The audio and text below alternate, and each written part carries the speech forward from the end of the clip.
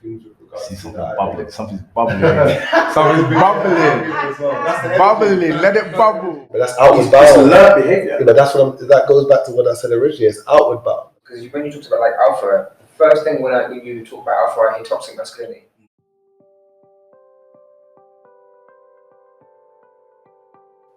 So what is masculinity, guys? Like, you know, the topic, or not the topic, the term has been thrown around a lot of recent and other terms that kind of branch off of that. So I think to start with, I think fleshing out what masculinity means and what it means to us, and it adultly would be a good place to start, because like I said, it's you know, some say it pertains to men, some say the energy exists within both of us, but it is an energy in essence, right? So what would we how would you describe masculinity? You know what? Just the way you put it actually makes sense when you say it's an essence. Because for me, I think society generally describes masculinity as a trait. Right? For me, it's not so much a trait as more of a life form, as a way of being, right? Because you can have both male and females that demonstrate very masculine essence or very masculine energy. For me, to be in the masculine is, as I said, it's a way of being. So it derives and it breaks down into three different aspects for me. So for me, as a boy or as a male, you're born into masculinity, right? I.e., you are expected to step into certain masculine traits that have been labeled upon us, right? So things like being a protector, being a provider, being a leader, being confident, being assured, right? From a young age, being strong. From a young age, people expect you to be able to, you know, stand up and be courageous. You stand up and, you know, kind of lead people. And like you said, be strong. You're not supposed to cry. You're not supposed to, certain things you're not supposed to do because it's associated with not being masculine. And then as you grow up and you get through your adolescence and your youth, you're expected to start championing these more. So as a child, yeah, you can do a lot of the, you can sway in between kind of the general titles or the general boxes that we're placed into. But as you get into your youth now, you're expected to do certain things, right? So for example, one of the masculine traits that I was expected as a black man growing up in South London was expected to know how to talk to women. No one ever taught me. Yeah. Right? No one ever showed me that as a man you need to protect women, and in protecting women they will then get drawn to you because you're demonstrating certain traits, right? But you're expected to. So there are certain things that as a grown-up man you're expected to do that brings in masculinity, i.e.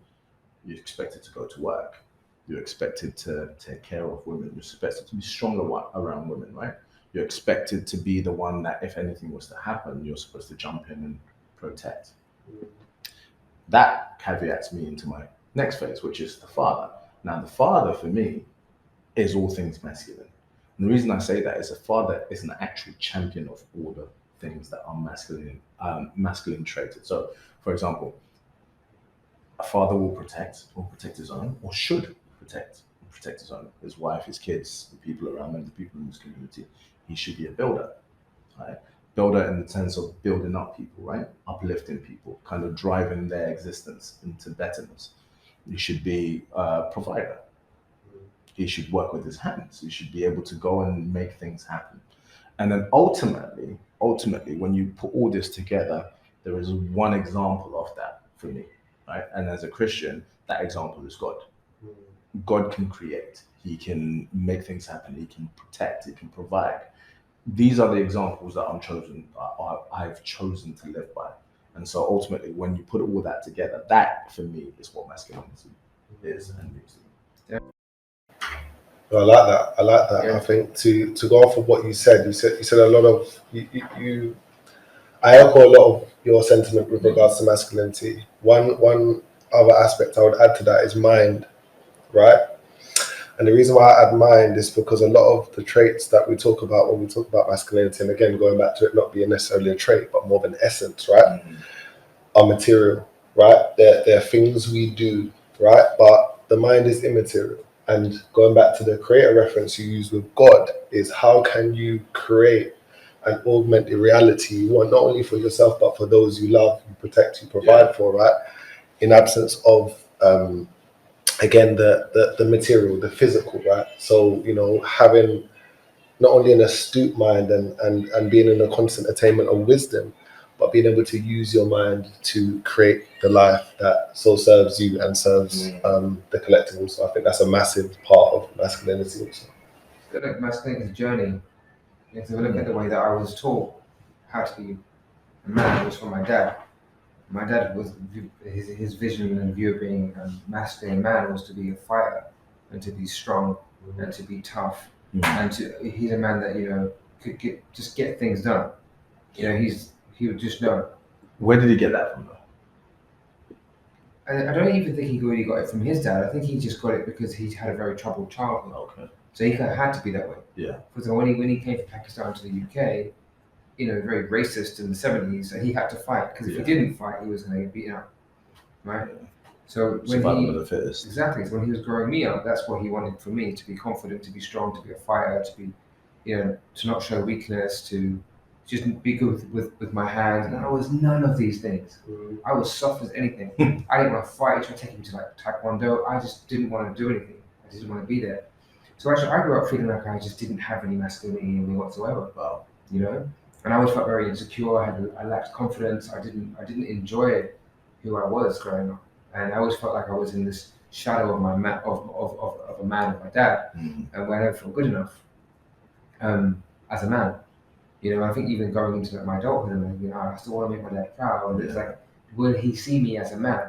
I think for a lot of us men, we see I'm a man and masculinity is like the same. But now that where I am now with my masculinity and my journey, I'm a lot more cognizant, to use your favorite word, of what it means to be masculine for me. It's like to be grounded, to have a vision and a purpose, and to be driving towards that, and to not be swayed so easily by the temptations of the outside world, and to be that kind of protector and that inspiration for others. Those are the kind of things that I see as masculine traits. Like it is an essence, and yes, you can talk about it as an energy. Men and women both have this kind of masculine energy within us. But going back to that previous point, it's a journey. How has your masculinity evolved? Are you asking me personally? Yeah. Okay. My masculinity has evolved with regards to the way I go about things, the way I deal with things, right? And the idea of masculinity again is very, and again I say that idea, right, because again it's an ideology. Was very outward bound initially. It's like, how can I do more? How can I be more? And I think that is a facet of it, right? But I don't think it's it in its entirety. I think everything starts with self. I think introspection is a big part of being masculine, right?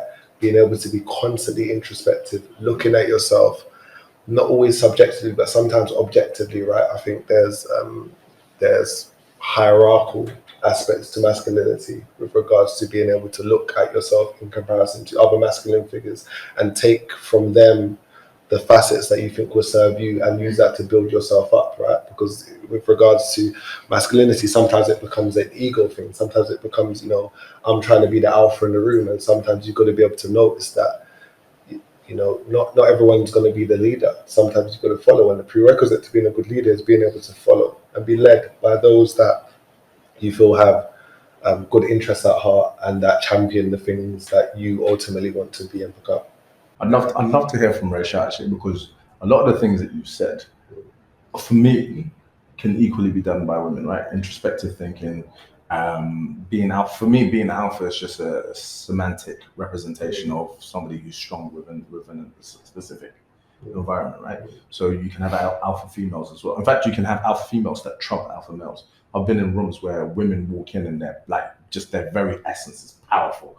And you see men cowering, you know what I mean? So, and in that sense, it doesn't make them any more masculine. It just means they're a very strong woman. You know what I mean? And it just means that men stand up to attention. Now, that woman will have a man, or could have a man that can lead her, could have a man that is very masculine and can allow her to serve her purpose as a woman. But I'd love to hear what masculinity means from like a female perspective, though. So my perspective, if I were to say so myself, I think it was quite interesting what Adil said about the way how you view being a man and masculinity as synonymous. And that was going to be one of my questions, because I could only reflect on myself. And if I put so much energy or attention and focus into femininity as I do in being a woman. And I think for me, my sort of evolution would come from me just wanting to be me. So not being defined as woman, not being defined as feminine, but just me being me. Simple as that. And whatever that looks like. And to me, it looks like I said in the beginning about skills, it could be that I require a certain skill in a particular point of time of the day. But then the skills that I may use can sometimes be either attributed to being masculine or feminine. And I'm very much against labels. I hate labels with a passion, because it sticks something on someone that you don't see them as they are, the person. Labels come with its own set of stereotypes and its own set of I want to say in a sense bondages, because you literally just see that person for this, as though there's nothing else. We're so multifaceted, it's unbelievable. We're not just this thing. There's so many layers to who we are. Who I was 5 years ago is not even the same. I've now been in the UAE for 5 years. It's not the same, in terms of who I am today. Just this, I think it's about having room for growth and having room to evolve and having room to change and having room to adapt and be flexible. And when I was reading up on different academic literature with regards to masculinity and femininity, it was quite interesting that one, they said it's determined by society, but the expectations are set by the culture. So masculinity in Western Africa is different to masculinity in Eastern Africa, to Southern Africa, to Northern Africa, to Europe, to North America, to India. Masculinity is defined by those cultures. And it does a disservice to men sometimes when they have to feel like they have to meet those expectations. Exactly. And so that for me is that's why my definition of masculinity was, to those who ascribe to it, to those who choose to live by masculinity as an essence, they determine what it is to them. Because in India, being a man, you very rarely see or hear about men trying to chat up women in India because of arranged marriages. And it's not even called arranged marriages. It's either called marriage and the other one is called love marriage, and that's it. They don't even see it as, and for them, having that sense of masculinity, for them, it's, you get married, you don't know the person. Yes, you can both choose, whether you want to go through it or not. And most of the Indians that I know that had their arranged marriages, married 20, 30, they made it work. There was no, all the different things. For them, it was, you do these things because that for them was their definition of masculinity. You get married, you have your children, you rear your children, you make sure that they go to good schools and they, So I think for me, it's quite, sometimes I feel it's unfair when we use masculinity in a sense where there's a sense of superiority, as though anything that is feminine is seen as second class, and any trait that is feminine, it's like it's not good enough in a sense. Whereas in that same literature, it said things like cooperation was seen as a feminine trait. But sometimes a man needs to have cooperation. So what now? He's feminine. I think it's one of those things where it's an energy, right? You've got the masculine and the feminine polarities. And I think one of the biggest parts of, being masculine or feminine, or however you want to coin it or label it, because I think the labels just bring understanding, and obviously you talk about the cultural nuances as well, is that you need to be able to heal and trough with regards to these things. It can't be in this totality, and I think we have a very totalitarian mindset. So I need to be masculine or I need to be feminine. But there's times where it serves you, and there's times where it doesn't. But I think that's determined by society as well. Yeah. Right? So Yeah, one of of the course. things, two points that came to mind. So the first thing is the reason why we're having these kind of discussions, and the reason why we're having mentality group is so that men can learn about what being masculine actually is, right? So that we can actually step into who we are meant to be in society, irrespective of what society we come from. We can actually become who we as men should be, which I think leads into the next subject of what do we believe as a man. But before we get into that, the other thing I was going to say was on your point about in India and in different parts of the world, culture determining society. But one common thing that we're seeing is it has traditionally been that way. But with the exposure of different cultures now, with the advent of things like the internet and TV, we're seeing more crossovers, more questions are being asked, right? About, okay, well, is that actually right? Should we actually be doing this? Not for me, that the whole concept of an arranged marriage is something that we had in West Africa as well. Not labeled arranged marriage, but your parents will go and find you a girl that they think comes from a good family and be like, yo, I think you two would, and you make it work, right? But now the question belies, okay, well, is that the person I actually love? And do I make it work out of circumstance, or do I actually build a loving relationship with that one? Oftentimes there are unspoken things that happen within those marriages also, where women are beaten and disrespected and they have to submit by force rather than by choice. So there's a bigger discussion to be had in that, right? And one that I would love to discuss at a later date. However, coming back to the initial thing is, these are the reasons why we have these conversations. These are the reasons why we have these talks, right? And this is the reason why mentality was birthed, for us to be able to determine what it actually means, what this whole masculinity thing means, what it means to be a man. You know what I mean? Because we all come from different backgrounds. We all come from different exposure to different societal nuances, right? So for us, it will mean something different. But if we can have a forum and environment where we can come and talk and create an overarching viewpoint, then as a man, I'm not going to feel stigmatized because you know what I mean? Like I said before, I've lived in America. What it was to be a man in America is totally different to what it was to be a man in the UK. In fact, what it is to be a man in London is totally different to what it means to be a man in Birmingham or Manchester, let alone in a different country. You know what I mean? So it's just like, for me, I would love to hear what it means to be a man. It's good to hear the different points, because when you talked about alpha, the first thing when you talk about alpha, I hear toxic masculinity. It doesn't make me think of anything positive when I hear alpha male. Okay. And that was, I guess, my upbringing, because when I would see these overly powerful alpha men, I was bullied by them. Yeah. You know what it is? Even this idea of alpha, right? Alpha is actually a frequency. Yeah. It's frequency, like beta is a frequency. Yeah. So when we took what we've made synonymous to an alpha male isn't necessarily alpha. If you go back and look at the alpha frequency, it's actually very calm. It's actually very stoic in terms of its capitulation, right? So this idea of being an alpha male and being, very vulgar, very, very loud, very brash, very, very big, and this again, all the outward things is actually opposite to what alpha actually is. That's the reason why we have alpha beta. Alpha beta is just that alpha's number one, beta. I understand what you're saying, and that's what I was saying. I was saying it's been misinterpreted, and we're putting the wrong labels on the wrong packaging in essence.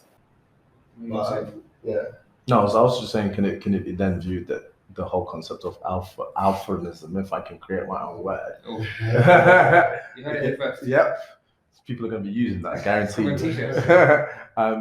Could it be that stems from fear then? Potentially. Because fear, exposure of their deepest, darkest secrets. A lot of men are covering up. That's my point, right? Because if you're really that guy, you just walk into a room and you're yourself, right? You just allow your natural essence to speak for you. There used to be a statement that I remember when I was younger. I think one of my uncles must have said to me, and it's followed me through my whole life, which is your essence goes before you. Absolutely. So when you walk in a room, your essence has spoken for you. And so as you walk in, people are like, okay, cool, I notice him. You don't even have to speak. You don't even have to say anything. I get that. I think you know what it is with a lot of the times with the way in the world we live now. It's inquantifiable. it's intangible, right? Yeah. That essence, that energy. You can't calculate that, right? So again, when we talk about like what Adil mentioned, the whole alpha thing, and it being like there's actions with that, right? There's a certain way of dressing, a certain way of talking, a certain way of being. We can make that go up and down. With regards to your energy, it's just who you are. So it's like my thing is just become, right? And then in essence, all the other moving parts, this again, your energy, like you said, your energy goes before you, it speaks for you. It's and again, because it's something we can't see it, we can't feel it, we can't touch, we can't quantify it, but people feel it. We all communicate on that level. So I think energies, and even like what you said with regards to geographical location and stuff of that nature, I think it's really important that we look at the overarching themes, because there will be trending themes with regards See to something that. bubbling. Something's bubbling. Something's bubbling. Bubbling. Let it bubble. It's not the energy. Trust me, it's not the energy. Okay. And I tell you why it's not the energy. Because I have been in rooms with many different people, as we all have, right? And the thing that you're saying in terms of the essence of that goes before them, or their presence, their aura, whatever that is, I wouldn't necessarily say that it's their masculinity. Some things can be there. You can sense their. You can be discerning of their intentions. You can be discerning of their maliciousness, their slyness. You can be, and those are not necessarily. It's not the first thing that comes out. I think I'm trying to say. Okay, I think you misunderstand me. I wasn't associating. No, that. It was Kori that was speaking, not you. I wasn't associating it with masculinity either. No, you said about the energy and the essence of the energy that is felt by just being. And the reality is that, especially again, as opposed to taking it as you're masculine or you have masculine energy 100% of the time, there are times when you will feel more masculine than other times, however that looks like to you. But there are times when you will enter a room and that's not what other people are sensing. Yeah. Okay. I think it goes back to what originally what I was saying with regards to that whole alpha thing. What we said with Adil with regards to this alpha archetype that is pushed, and the association we've created around that. And I'm saying how that, talking about the pixelation of the alpha frequency and saying that it's very stoic. So in essence, that is a facade then, isn't it, right? With regards to what it means to actually be quote unquote alpha, right? But the energy, you can't fake that. I can put on the clothes, I can have the bravado, I can augment that, but the energy is you can't pretend. People can learn it. That's I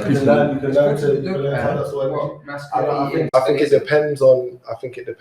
It's down to the discernment of the individual. No, people can learn it, and I'll tell you why. So, sure, what Adil was saying is in its true essence, it's good to understand what masculinity really is, right? But you can learn it, and it's been proven. There are people that live their lives pretending to be an alpha male through, and you read books like The Game by Neil Strauss. You study mystery method, you look into this whole concept. There are people out there that are pickup artists and fake alpha males. Out of fear, they've learned the traits to dress well, to speak well, to act well, to do certain things that puts them in an environment where you take a look at them and think, oh yeah, he's an alpha.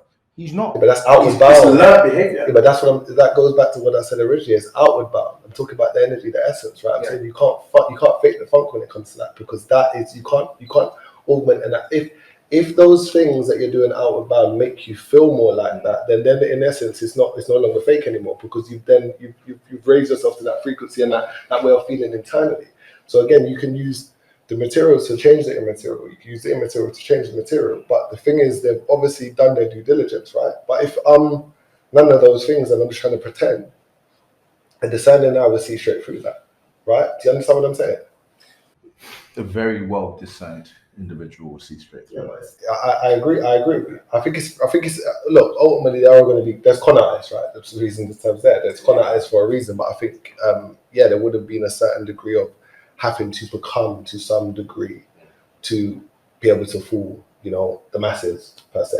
What I keep coming back to is like, we can all talk about masculinity again. We need to come back to some kind of definition, because one person's definition of masculinity might be like the aggressive alpha male type traits, which I do hear a lot. And then my definition of masculinity is actually it's about being able to actually hold a conversation, be grounded, ensure that you can lead a conversation to a place where it doesn't need to go to an aggressive place and still manage to get your point across. So like, what are some of the traits that you would say are seen as masculine potentially, but you think actually they're not? Oh, I love that question. I love that question. Yeah. Me, no, I don't think I think it's because I don't ascribe to it, so I can't now decide that this is something that's masculine or not. But you interact with it. So you might see men that think, okay, that this guy thinks he's clearly masculine. No, I wouldn't even think that. I wouldn't even think he thinks that he's masculine. I sorry to him, he doesn't exist to me. Yeah. So I wouldn't even give him the time of day. Okay, let's rephrase them in terms of traits of masculinity. Yeah, in terms of traits of masculinity from whatever stimuluses you've had, whether it be parents, whether it be through the Bible, whether it be through your environment, society, school, whatever. What are the traits of masculinity then that have been given to you in a time where you can then look in and be like, okay, well, he has that, he doesn't have it. Are there? I can't say there must be, but are there? I think I will replace the word masculinity with the word man. Okay. Because from the beginning we've identified that masculinity is an essence, not a person. Masculinity is not a person. The person I'm dealing with is the man. Right. Who then through his actions, his so on. So I'm going to refer to the man. Okay. And if I refer to the man and I have to determine what is it that makes a man, for me, I have to go back to the creator, because the creator is the one who created the man. The man didn't create himself.